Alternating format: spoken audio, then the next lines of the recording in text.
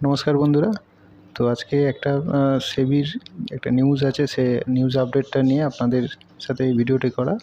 তো যে নিউজটা আছে সেবির তরফ থেকে, আমরা জানি যে 21শে অক্টোবর অর্থাৎ আগামী মাসে 21 তারিখে কালী পুজো উপলক্ষে কিন্তু মার্কেট বন্ধ থাকবে।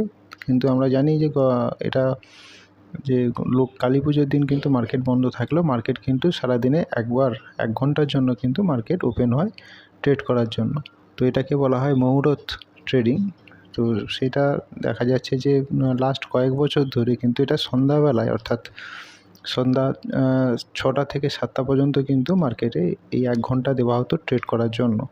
তবে এবছর একটা পরিবর্তন করেছে সেবির তরফ থেকে, ঘোষণা করা হয়েছে বা আজ যেটা দেখা যাচ্ছে আজকেই সেই অ্যানাউন্সমেন্টটা হয়েছে। তো এটা কিন্তু একটা পরিবর্তন হচ্ছে, সেটা 1:45 থেকে 2:45 পর্যন্ত অর্থাৎ দুপুরের টাইমটাকে কিন্তু বেছে নেওয়া হয়েছে। তো আগামী 21শে অক্টোবর মার্কেট সারাদিন বন্ধ থাকলেও কিন্তু মার্কেট 1 ঘন্টার জন্য ওপেন থাকবে যেরকমটা থাকে। তবে টাইমিংটা দেখা যাচ্ছে যে এখানে চেঞ্জ হয়েছে, সন্ধ্যার পরিবর্তে দুপুর 1:45 থেকে 2:45 পর্যন্ত ট্রেড করা যাবে। এবং যেরকম আগে ব্লক ডিল হতো, যে সময় দেওয়া হতো, সেটাও কিন্তু এখানে রাখা হয়েছে। সেটা দেখা যাচ্ছে 1টা থেকে 1:30টার ভেতরে ব্লক ডিল যেগুলো হয়ে থাকে।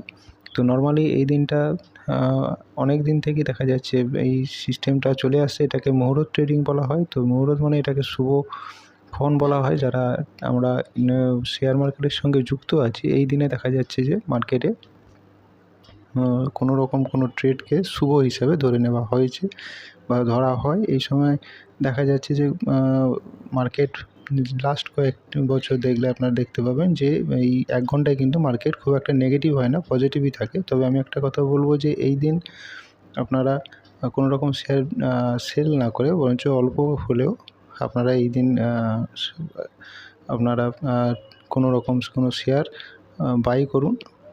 এই দিনে কিন্তু যেটা রীতি আছে আমাদের শেয়ার মার্কেটে বা ভারতীয় শেয়ার মার্কেটে, এই দিনে কিন্তু কোনো শেয়ার কিন্তু সেল করা হয় না, পারচেস করা হয় অর্থাৎ বাই করা হয়। এটা একটা শুভ বলে ধরে নেওয়া হয় আমাদের ভারতীয় শেয়ার মার্কেটের জন্য এবং প্রত্যেক ইনভেস্টরদের কাছে। তো আজকে এই ইনফরমেশনটি আপনাদের সাথে শেয়ার করে নেওয়ার ছিল। তো ভিডিওটি ভালো লেগে থাকলে লাইক শেয়ার করতে ভুলবেন না। এরকম স্টক মার্কেট এবং ফাইন্যান্স সম্পর্কে বিভিন্ন ইনফরমেশন পেতে চ্যানেলটি ফলো করতে পারেন। নমস্কার।